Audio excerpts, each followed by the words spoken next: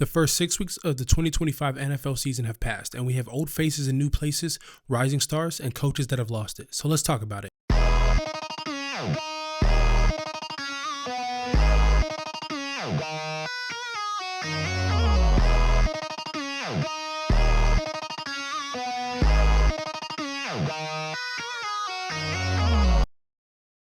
We know the NFL is a shotgun league, but this year we've had a bit of a rewind. NFL teams have been under center on 31.37% of offensive plays this season. Compared to last season, that was 29.84%. While this is only a small increase, to look at what's been going on this season, we have to look at what teams are doing under center. NFL teams are dropping back from under center 16.47% this year compared to 15.29% last year. These numbers don't show drastic changes by any means, but let's take a deeper dive.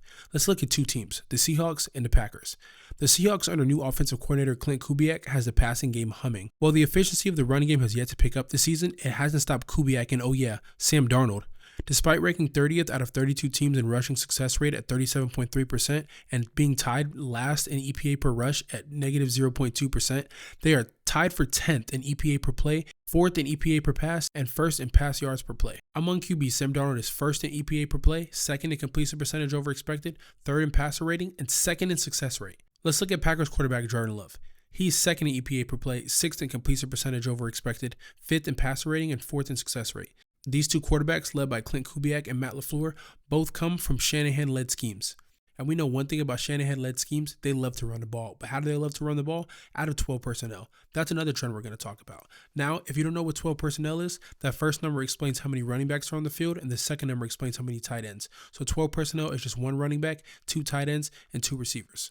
The NFL has seen a spike in 12 personnel over the past 4 seasons. In 2022, it was 17.68, and now in 2025, it is 24.26.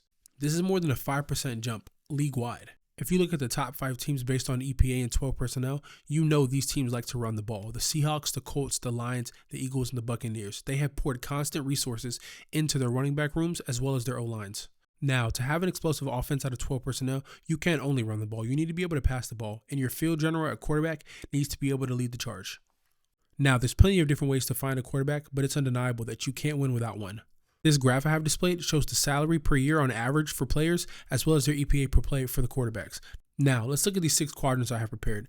Let's start on the right with the high spenders and the elite quarterbacks. I call this the 50 million club. These are your Super Bowl MVPs, Patrick Mahomes, your regular season MVPs, Lamar Jackson and Josh Allen, your big spenders, Jordan Love, Dak Prescott, and Jared Goff. These are players that play like elite quarterbacks that get paid like elite quarterbacks.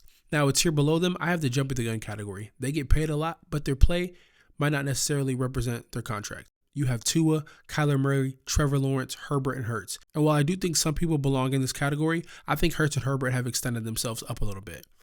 Now, let's go to the complete left of the graph. We have the promising rookie contracts and a few vets. Now, here you have guys that have started off their career early and played well. Guys like Jaden Daniels, Drake May, and CJ Stroud. And then you have other guys that are still developing. Jackson Dart, Spencer Rattler, Bo Nix, Caleb Williams. Then you have a few vets. Aaron Rodgers, Carson Wentz, Mac Jones. Even Daniel Jones up there, and he's going to go to the right a little bit, but his contract is just a little lower on his 1-year prove-it deal. But we'll get to him a little bit later. Now, if you go down a little bit, you have your not-so-good rookie contracts and your not-so-good vets. Now, some of these rookies haven't had a chance to prove themselves yet. Caleb Williams and Bryce Young are in this category, as well as Cam Ward, but I still think they have football to be played left. Then you have your vets like Jake Browning and Joe Flacco who aren't so good. Now, if you go to the right a little bit, you have the lower middle class. These quarterbacks don't get paid that much, but they also aren't great right now. Justin Fields and Geno Smith, you get what you pay for. Now, if you go up, these are quarterbacks that are playing at an elite level that aren't getting paid like elite quarterbacks. Sam Darnold and Baker Mayfield. I call this the Renaissance class. These quarterbacks have been cast aside and they have finally found homes in the structure to be able to perform well. I think Daniel Jones will belong in this category too, because these 3 are playing out of their minds this year.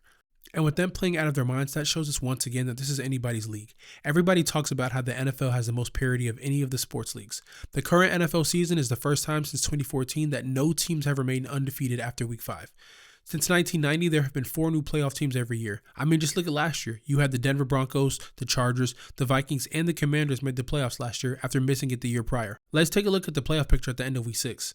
I mean, come on. Your division leaders are the Colts, the Steelers, the Chargers, and the Patriots. And in the NFC, you have the Buccaneers, the Packers, the Niners, and the Eagles.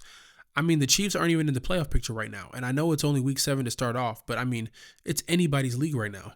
Daniel Jones and Baker Mayfield are leading their teams to be at the top of the conference. If you said that 4 years ago, nobody would believe you. but there's so many different ways to win in the NFL, and like I said, it's always anyone's year, except the Cowboys. The last thing I want to talk about is something everybody loves, explosive pass plays. Now, what is an explosive pass play? It's something that counts as 20 plus yards. Now, we're just going to be talking about air yards today. We're not going to be talking about yak. Now, when throwing over 20 air yards, here's a list of how many quarterbacks were completing over 40% of their passes from 2018 up until now. This year, we have 12 quarterbacks doing it over 40%, with 2 over 50, and yes, 2 over 70%. If you look at the history over the past 7 years about how good quarterbacks were throwing 20 plus air yards, you'll see a trend. Now, is this sustainable over the length of a full season? Probably not, but it sure as hell is cool to watch. Seeing Drake May develop right before our eyes has been fun, and Sam Darnold showed that Viking season was no fluke. He is a good quarterback. All things considered, this has been a great start to the 2025 NFL season, and for the second and third trimesters, there will be a lot more to talk about. See you next time.